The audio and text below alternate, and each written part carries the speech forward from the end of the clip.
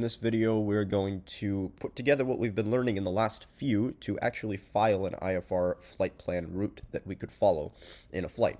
So we have the ERC low, and we have the airport charts for our SIDS and stars. Of course, you can ask for radar vectors in any segment of the navigation, and air traffic control will just give you instructions. But we want to try and go from airport to airport completely with a flight plan in this case.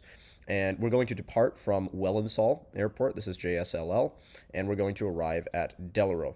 Now, at this point, when you're filing your flight plan, you will want to have picked up the ATISs already for your departure and your arrival airport. The thing is that in FlightLine, generally, the flights are pretty short, right? The longest flight you can do, even with taxi time, etc., is really only going to be about 30 minutes. So it's pertinent to get the arrival airport's ATIS when you're still on the ground, because it's most likely not going to change, and if it does, you can always pick up the new one.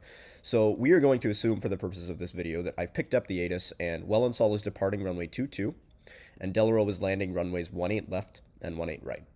So the first step is I'm going to go to the Wellesley charts, and I'm going to look for a SID that departs off of runway 22. And we'll take a look here. Here we go. Junip 2 RNAV departure, runway 22, right? So we're going to depart runway 22, fly direct to Junip, and then we have two options for our transition waypoint. We can go to Wessel or we can go to Tupi.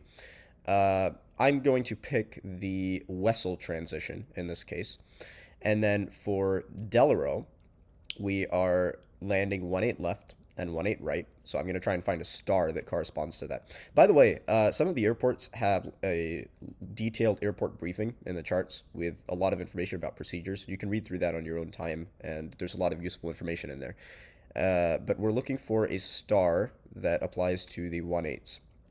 Here we have the Akuno 1 Echo arrival, and we can see that we can go to runway 18 left and right. So I'm going to use this, and the transition waypoints for this star are Tickney, One, and Xerxes.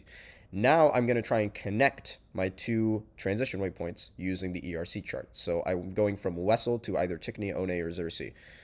So let's find Wessel. Wessel is over here, and I want to get over here. So, well, we could take Tango 1-3 over the Connerview VOR to Xerxes, and then we could join the SID from there, but why not go to Tickney and then join from there? So we'll take Tango 1-3 over to Xerxes, and then Tango 2 to Tickney, and then we'll join the SID at or below 7,000 crossing restriction, go into Akuno, and then it's going to be radar vectors from there.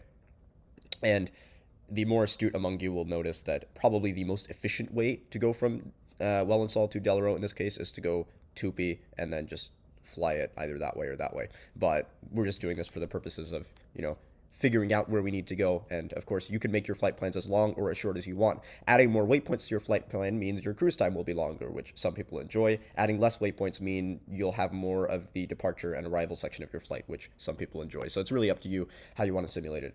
We're then going to go to the flight plan filer, which you can find at this link. It's also in the flight plans channel in the Discord server. And we're going to put in our aircraft type. We're going from Wellesley to Delarue. And we'll pick a cruise altitude. From Wellesley to Delarue is a decently long flight, so we'll say, maybe 12,000 feet. Of course, we're flying IFR. And now we're going to file our route. So we said we're going to fly the Junip 2 departure with the Wessel transition. Then we're going to fly the Tango 1-3 airway to the Connerview VOR. Tango 1-3 to Xerxes. And then Tango 2 to One, Tango 2 to Tickney. And then we're going to join the star, which is the Akuno 1 Echo arrival. So we're actually going to make this a transition waypoint into the Akuno 1 Echo arrival using the dot there. That's the entire flight plan. You technically don't actually need the airways. You can just do it directly by the waypoints and the VORs, and that will also be just fine. Air traffic control will understand what you're talking about. You can put a remark in if you'd like. You can see some things that I've put in events here. Maybe I can tell them what my call sign is in case they don't know what WJA is. So you can do that. Then you hit submit.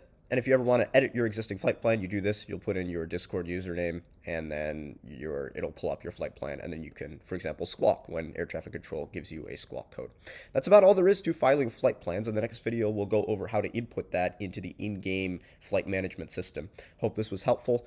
Reach out to instructors with any questions, and as always, stay safe.